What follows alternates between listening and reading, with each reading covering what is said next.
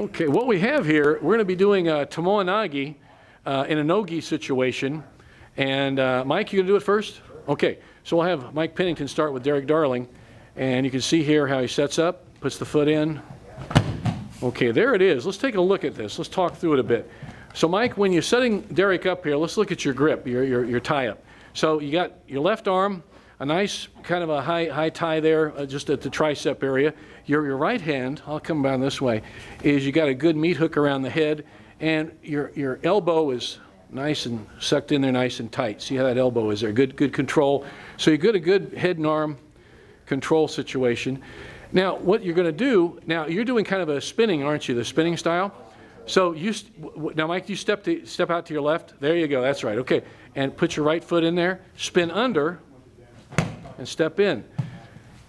Now one thing Mike is showing that really works here, especially in a no-gi situation, because the grip, the upper body grip that Mike has, Mike, tie up again with your head and arm. It's a little more tenuous than if he had a jacket on like in judo or sambo. So he doesn't have a real good handle, that slick head or whatever. So when Mike does step in with his foot, you notice that little hop in. See that little hop in with the left foot? That helped put his left leg, his base leg, his driving leg as it were, between Derrick's to help roll him over in the Tomoe Nage. Mike, can you guys switch positions and turn around? So for the, okay. Now when Mike comes in, now watch how his starting position, the right foot on the hip comes right over on top. Now Mike, you were starting a little to the outside, so you were more to your left and more to Derrick's right when you were setting him up initially. So notice the space there, the foot in there. Now when he hops in, drives him right over, this goes right on top of him. So you can see the setup is initially outside the body space, outside of the body mass, as it were, of Derrick. So tie up again one more time, guys. So there's the tie up. Now let's look at the key here.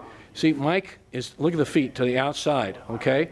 So now what he's going to do is he puts his foot up, he does a step in, pops right over, right on top. Yeah, there you go.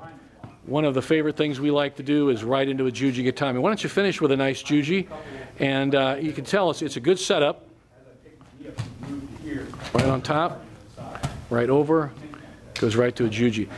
In submission grappling, combat wrestling, MMA, that type of thing, unlike judo or sambo where you get big points for it, you just get a throw.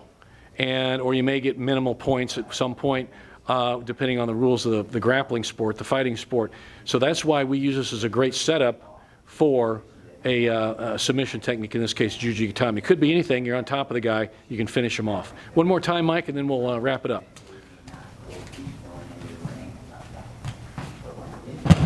Right on top. Right to the, and he goes, he's just, yeah. There we go. So you can see, nice finish there. So we have Tomoe Nage, circle throw in a no-gi situation.